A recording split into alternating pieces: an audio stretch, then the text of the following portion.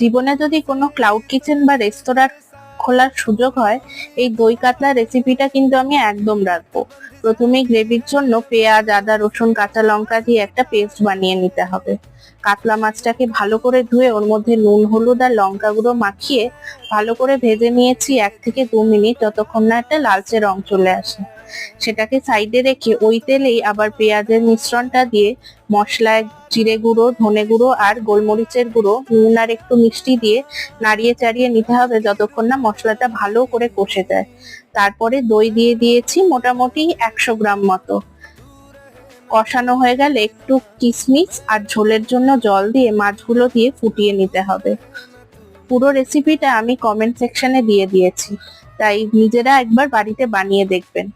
নামানোর আগে একটু গরম মশলা আর ঘি দিয়ে নামিয়ে দিলেই কিন্তু রেডি। রেসিপিটা ভালো লাগলে ফলো করে দিয়ে যাবেন। Thank you.